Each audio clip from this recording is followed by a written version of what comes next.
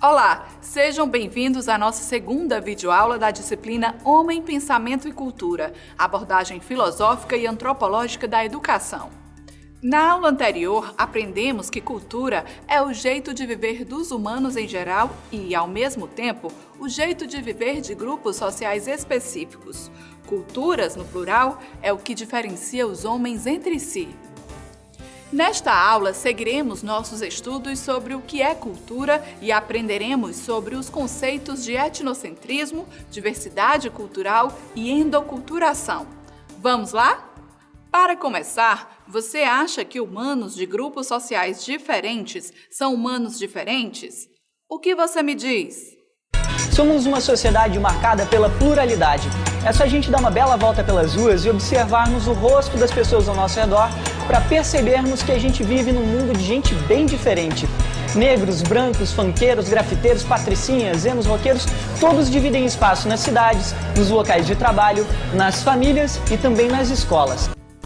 Como você deve ter percebido, modos diferentes de organização de grupos sociais podem tornar as pessoas diferentes entre si, devido a seus costumes, hábitos e tradições. Mas atenção! Diferente não significa melhor nem pior. Por isso, respeitar as diferentes culturas é um exercício de civismo, tolerância e respeito. Se você só consegue enxergar o mundo pela lente que tem, a tendência é que você supervalorize sua forma de ver e, com isso, perca a oportunidade de enxergar um novo mundo, outras culturas e tradições. Para entender melhor, reflita a seguinte metáfora. Se alguém está acostumado a olhar a rua pelo buraco da fechadura, a rua ganha um formato e uma extensão específica, da fechadura. Se a pessoa puder olhar da janela, então a rua ganhará outro formato e extensão.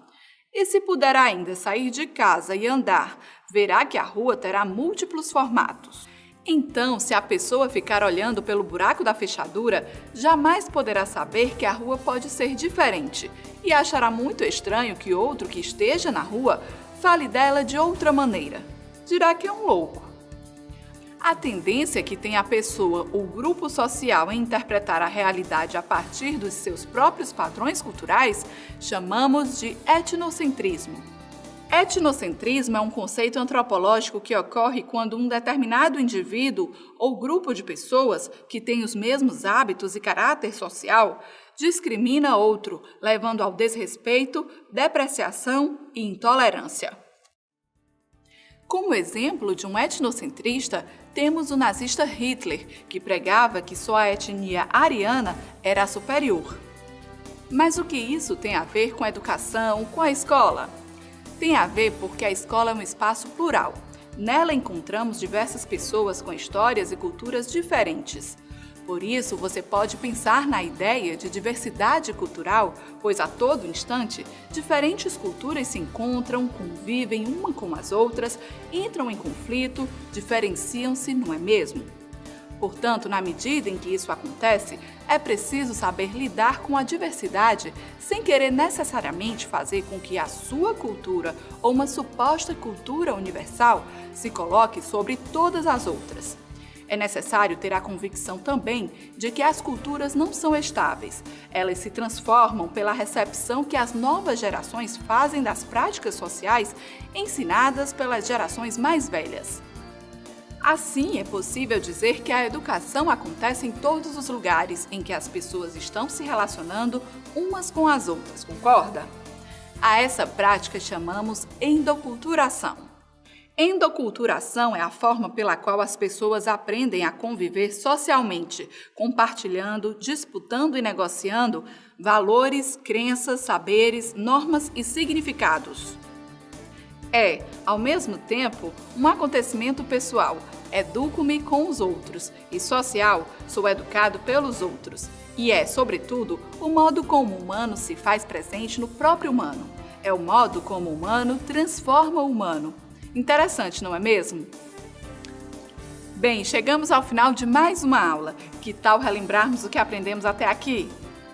A compreensão de conceitos como cultura, etnocentrismo, diversidade cultural e endoculturação nos oportunizou vislumbrar perspectivas ou formas de reagir ao contato com as diferentes culturas. Compreendemos que, ao aceitar a cultura e o ponto de vista do outro, podemos enriquecer e ampliar a nossa visão de mundo. Aprender a respeitar a diversidade cultural é ampliar as possibilidades de aprendizado e atribuir um significado maior às pessoas e à nossa vida. Para saber mais sobre esse tema, leia seu caderno de estudos. Caso tenha alguma dúvida, entre em contato com o seu tutor.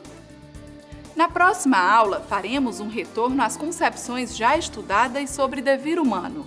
Refletiremos sobre o sentido da linguagem na relação social e o papel da educação no processo permanente de construção e reconstrução da cultura. Até lá!